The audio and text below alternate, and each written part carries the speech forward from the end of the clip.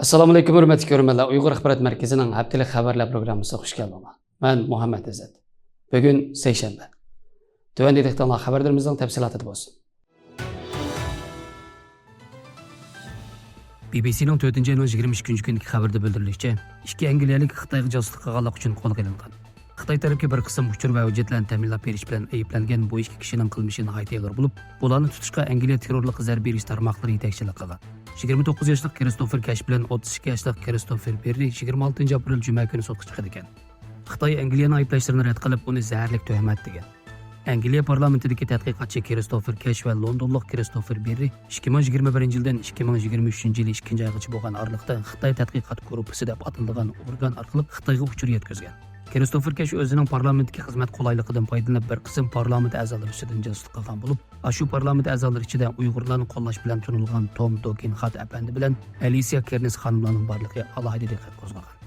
Xitoyga josuslik qilmishi bilan ayblangan bu ikki kishi bu yil 3-oyda qo'lga olingan bo'lib, aybnomada ularning jinoyatining davlat bexatarligiga chetildiganligi eskartilgan. Xitoy bayonotchisi biz buningga qat'iy qarshi turamiz va Angliya tarafini Xitoyga qarshi siyosiy kontrol qilishni to'xtatishga va bu xil sahnalashtirilgan siyosiy o'yinlarni to'xtatishga undaymiz degan. Yaqında O'zbek ijtimoiy taratqularida ma'lum bo'lishicha, Angliyaning Oxford universitetida saqlanayotgan materiallar orasidan Qur'oni Karimning Uyg'urcha tarjima nusxasi bayqalgan bo'lib, bu tarjima nusxa 10-asrdan 12-asrlar oralig'ida Qarxonilar sulolasi davriga tava ekan. Qur'oni Karimning bu Uyg'urcha nusxasini Oxford va Manchesterdagi kutubxonalar, arxivlar va tadqiqot markazlarida ilmiy ziyorati bo'lgan Qozog'iston Nodir qo'lyozmalar milliy markazi xodimlari bayqagan bo'lib, bu Qur'onning tili Yusuf Qasojibning Qutatqubilik bilan o'xshash. Bu bayqashda yana Abu Nasr Farabiyning tarjimalik munosabatli materiallar topilgan bo'lib, bu Uyg'ur tarixi uchun bir yaxshilik hisoblandi. Uyg'ur tadqiqotchilar izchil turda Qur'oni Karimning boshqa barliq tillardan burun Uyg'ur tiliga tarjima qilinganligini ilgari surgan bo'lib, milodiy 945 va 950-yillar oralig'ida tunji qatim Uyg'ur tiliga tarjima qilingan deb qaraldi.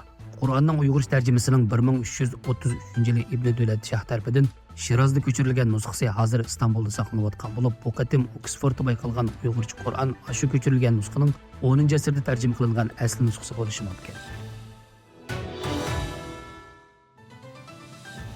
Tempo erkin axborot to'rining 16 apreldagi xabarda bildirilishicha, Amerika Kengash palata a'zosi Marco Rubio, Shein va Timo qatorliq ikki korxona Sharq Turkistonda Uyg'ur majburiy amkidan foydalanib ishlangan kiyim-kechak va boshqa tovarlarni Amerika va boshqa davlatlarga arzon bahoda sotadi deb ko'rsatgan. Amerika Kengash palata a'zosi Marco Rubio Anuyurt bexatarlik ministerligini Xitoy igdorchiligidagi partiya setish magnati Timo Shein qatorliq shirkatlarning Sharq Turkiston rayonidagi majburiy amgak bilan munosabati bor deb ayblashga chaqirgan. Rubio seshanba kuni Amerikadagi ba'zi xususiy shirkatlar va jurnalistlarning Shein bilan Timoning Uyg'ur majburiy amgaki bilan yasalgan tovarlarning Amerikaga kirishini osonlashtirganligiga oid qoyil qilarlik paketlarni bayqaganligini tilga o'tgan.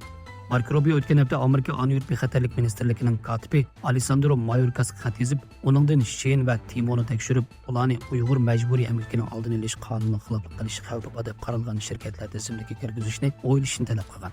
Marco Rubio'ning deyishicha, dunyoda internet savdosi eng moda bo'layotgan bir paytda Xitoyning arzon baholiq kiyim-kechak va boshqa tovarlarning setish supasi bo'lgan Shein va Timolarni Amerika va boshqa g'arb ellaridagi iste'molchilar orasida kun sir moda bo'lishga boshlagan. Shein bilan Timoning iste'molchilarni eng jalb qilgan yeri Shein har kuni to'r betiga 10 mingdan ortiq yangi mahsulot qo'shar ekan.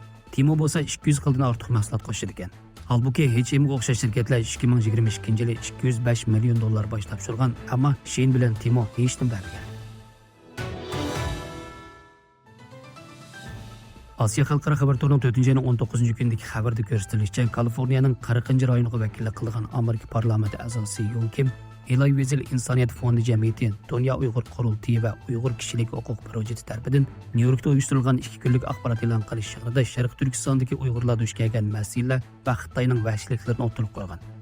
O bayonotida Uyg'urlarning Sharq Turkiston rayonidagi zamonaviy jazo lagerlarida irqiy qirg'inchilikka duch kelganligini ta'kidlab, atalmish Xinjiang Uyg'ur avtonom rayonida Uyg'urlar jazo lagerlarida irqiy qirg'inchilikka duch kelyapti.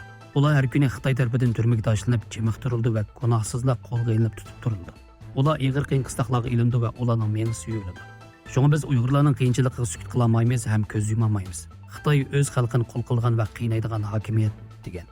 U yana bu yilning beshida Avom palatasining Uyg'ur siyosiy qonunini ma'qullaganligidan faxrlanganligini, Uyg'ur siyosiy qonunining Amerikani Xitoyning inson qalbidan chiqqan muomalasiga uchragan Uyg'ur va boshqa millatlarning kishilik huquqini va kimligini qo'g'dash uchun kerakli qurollar bilan ta'minlaydiganligini, U o'zining yana qilishga tegishli nurg'un xizmatlarining borligini ta'kidlab, Xitoyning Uyg'urlar va boshqa millatlarga yurgizayotgan menguyush, majburlash va xo'rlash qatorliq jinoyatlarga qat'iy qarshi turib, dunyoning kishilik huquq va erkinligini qo'llab, o'zining bir kishilik majburiyatini ado qilganligini bildirgan. Oxirida Uyg'ur kishilik huquq projektining ijroiya mudiri Ömer Qanat apandi so'z qilib, buning Uyg'urlarga zo'r umid ato qilganligini va Kengash palatasidan kechiktirmasdan harakatga o'tishini talab qilgan. Washington Torno 2024 yil 4-oyning 18-kundagi xabarda deyilishicha, Yaponiya Avom palatasining a'zosi Arfiya Ali Amerika Yaponiya fondi jamiyati havola yetiga qo'shilgan. Arfiya bu fondi jamiyatining Amerika Yaponiya rahbarlik programmasining a'zosi bo'lib, u bu fondga 2018-yilda qatnashgan. Arfiyaning 2023 yil 4-oydagi parlament saylamining tarixiy nomzodligi dunyoning diqqatini qo'zg'adi. Xabarga qaraganda Arfiya Ali Fukuoka o'lkasining Kitakyushida tug'ilgan. Arfiya bir davlatning qonun chiqarish organiga saylangan tunji Uyg'ur ayol bo'lib hisoblangan. U hozir 35 yoshga kirgan bo'lib, Yaponiya parlamentidagi eng yosh ayol nomzodlardan biri ekan. Arfiya Yaponiya siyosatiga kirishdan burun Amerikada bir mezgil turgan bo'lib, Washingtondagi Georgetown University Walsh tashqi ishlar institutida bakalavrlik va magistrlik unvoniga erishgandan keyin u Nyu-Yorkdagi Birlashgan Davlatlar Tashkilotida ishlagan. U yapon tili, ingliz va uyg'ur tillarini pishiq biladigan bo'lib, xitoycha, o'zbekcha, turkcha va arabcha qatorliq tillarda ravon so'zlaydi ekan. Amerika Yaponiya fondi jamiyatining mudiriyat raisi Lawrence Fish Arfiya yangi bir avlod Yaponiya rahbarligi uchun kishini g'ururlantiradigan boshlamchi. U Amerika Yaponiya munosabati va bizdek tashkilotlarning har ikki davlatning go'zal kelgusini shakllantirishda o'ynaydigan roli haqiqatan cho'ng. U ijodchan, mutafakkur. Biz birga ishlashni umid qilamiz. Biz uning bilan Tinch okeanining ikki tarafiga texnik cho'ng ta'sir ko'rsatish uchun yangi yo'limizni sizib chiqdik. Arfiya Yapon jamiyatining kelgusi degan. Xabarlarimizni ko'rganingizga rahmat. Ko'rishguncha omon bo'linglar. Xayr xo'sh. Allohga emanet.